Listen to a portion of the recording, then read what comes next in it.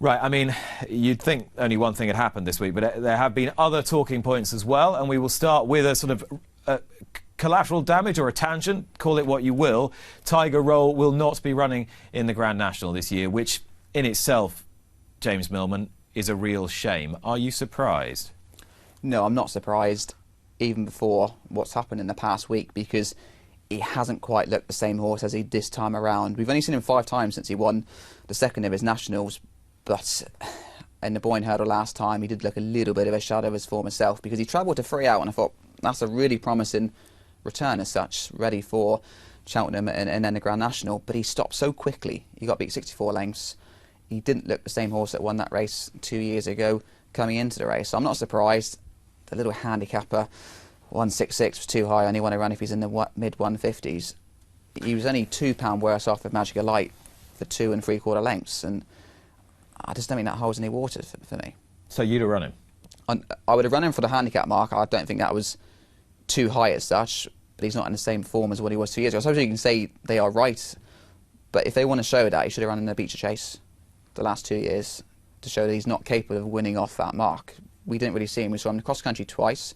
He did run well behind Easy Lamb, finishing second.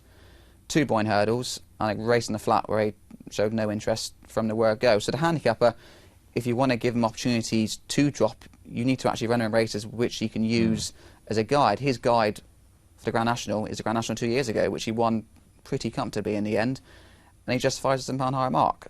But his form subsequently, I can see both points of views, but I think he was never going to run himself. So what your point is, if you want the handicapper to drop your horse, give the handicapper more concrete evidence to go on that your horse has really declined and can't perform to the level that he was performing at. Yeah, exactly, and there hasn't been any evidence of that sort.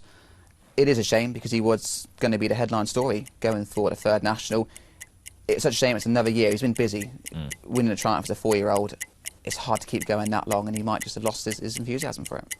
Come what may, he's been an amazing horse to do what he's done at those festivals, 2 Grand Nationals, a Triumph Hurdle, as James was saying. And whatever happens, I hope he enjoys a very long and happy retirement after he's finished racing. Not that he's retired yet, of course. Cheveley Park, now, they made the swift decision to remove the horses from Gordon Elliott's stable, and they've split them between Henry de Bromhead and Willie Mullins. And I guess they had to make that decision quickly, but there are some interesting calls, because they've put Envoi Allen in the same stable as Aplutar, and they could end up occupying the same sort of races over the next couple of years, and they've put their best bumper horse in to Willie Mullins, who's got the other best bumper horse. I'm not... listen, what do you do when you've got 2 hours' notice or a day's notice to do it? But it's certainly thrown some interesting spanners in the works. It has indeed, but kind of the issue is both yards have got so many contenders. The strength and depth's pretty big. I think they've got good connections with both stables, so it was easier to choose Willie Mullins and Henry de Bromhead. Easier to ship within Ireland for the moment, exactly, I suppose. With especially coming up to Cheltenham. You mentioned Envoi Allen and Aplutar running together, perhaps. I'm talking a year from now. A year from now. Just struck me.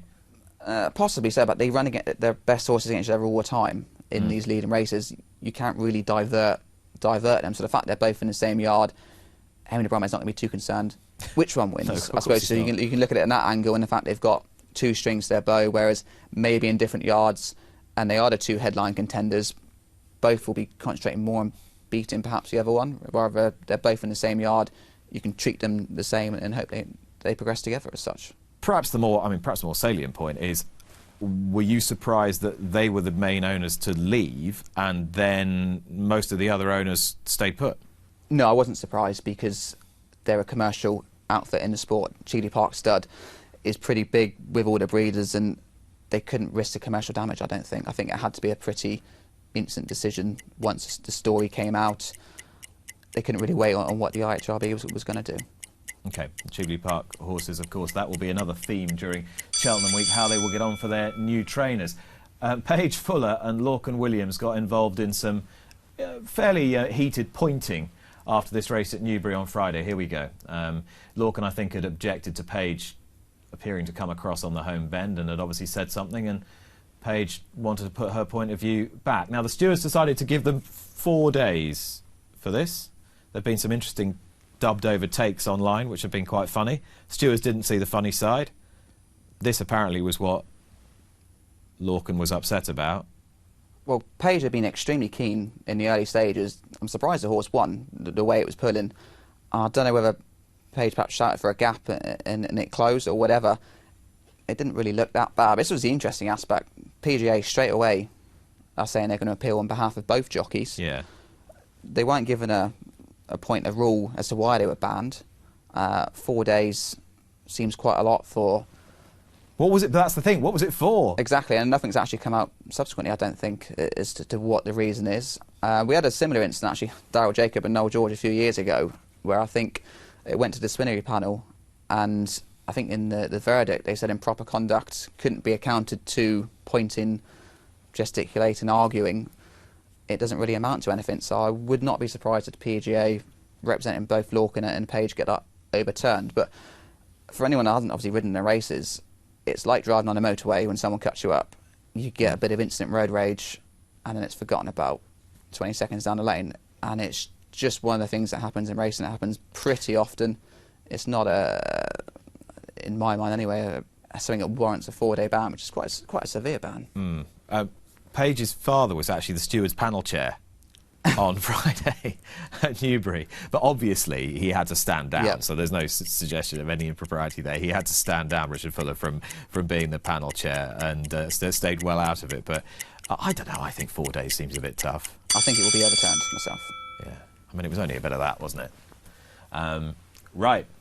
On to happier news. Holly Doyle, another 5-timer. And the fact is, isn't the story here? I know there's other stuff been going on this week, James, but isn't the story that we're like, yeah, Holly Doyle's ridden a 5-timer, and it's kind of yeah. There's no female jockey Holly Doyle has ridden a 5-timer as such. Amazing, isn't it? She's becoming a big name in her own right, winning on True Self over in Saudi Arabia. A whole of our season, 151 winners, despite the fact we lost 2.5 months to COVID. She's exceptionally strong. You'll struggle to find a stronger flat jockey. She's worked on her weaknesses, which probably was her strength. Has she ridden for you? Yeah, she rides quite a lot for us, although we can't really get a lot off him because every meeting she's got a full book. So is it getting harder and harder to get her? Yeah, you can only, her agent, when he put her on you, if he thinks you've got a chance, you can't really put her on one that realistically hasn't got much hope. She's very tactically aware. All 5 rides were slightly different. She was always generally in the right place at the right time, and she was unlucky really not to get 6. I thought Alan King's horse, watching it live, she kicked on. I thought she might just have stolen it. Unfortunately, he's not the easiest customer in the world, and he just tied up in the last 50 yards. But she's just getting stronger and stronger and stronger. And the fact that she can ride a lot of winners on a card for various connections is huge for a championship campaign, because when you need winners on the board, you need a lot of connections. And teaming up with Charlie Appleby, I know the retained riders are in Dubai at the moment, but that's a big signal of intent that they're happy to use her when available, and she gets a job done. She won a big conditions race at Kempton, part of that 5-timer. What do you think is the first point that makes her good, and what she added to her game over the last couple of years? I think the positive is the fact that she can do light, and the fact that every single horse in the field she could possibly ride, and now she's worked out that she's got to be 8 stone strength, and she can deadlift, I think, more than any other flat jockey in the weighing room. And you see her in that final furlong, she's strong, but she gets her horses into a good position, whether that's handy or in the mid-pack in exactly the right place. This week marked the retirement of a horse who, on his day, was not far off the best you'll see. Thistlecrack, the runaway winner of the Stayers Hurdle in 2016, the King George winner of the same calendar year. He was a pretty remarkable horse during that little window of his life, wasn't he? Yeah, 13 from 25 career record overall. It was remarkable for a novice chaser. They set their stall straight away when he went chasing. We were going to aim big. 3 novice chases where he wasn't always the most convincing over his obstacles, and then to go and win the King George, and he beat stablemate Q-Card by 3 lengths, which must have been a little bit mixed emotions, I suppose, for the Tizard team. But they made the right decision, bearing in mind what happened subsequently, because he did prove to be very fragile, and we didn't really see the best of him.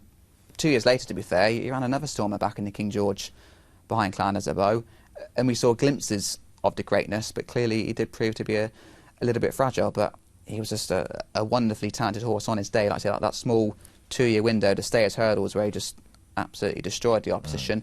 And they were brave. They didn't go the big bucks route and keep him in that division. They went big, and ultimately it worked out with that King George win.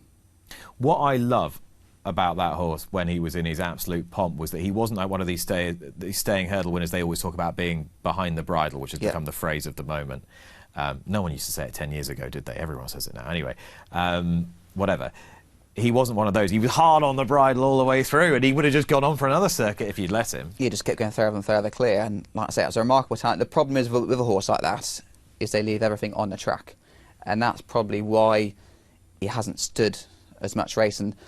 A horse that races behind the bridle, that expression, they generally keep a little bit back. They're probably operating at 98% of their potential, whereas a horse like Thistlecrack, it's 100%, and then unfortunately that probably leaves them a little bit more vulnerable to niggling injuries. Which is what he had. It was lots of little niggles. It wasn't major injuries. It's just frustrating ones, and he was going to come back this season, so it's a shame we didn't see him again. Seriously talented horse, Thistlecrack. Hope he has a long and happy retirement. Patrick Mullins will not turn professional for the Cheltenham Festival.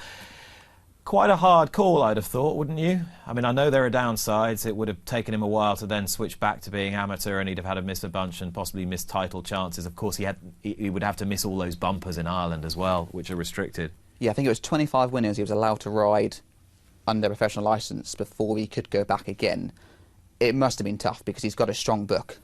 Oh, he had a strong book of rides, and they're horses that he knows well, and he generally gets the best out of Sharjah in particular. And it will be mixed emotions watching Sharjah run out in the champion hurdle, knowing that was his ride.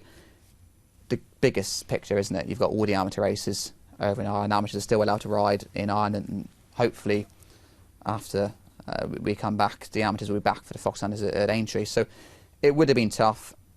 If you're Patrick, I think you've got to look at that. You probably picked up an injury and you couldn't go to Cheltenham. Not that you could have ridden these horses, it's just something that's taken out of your hands, which is what it is.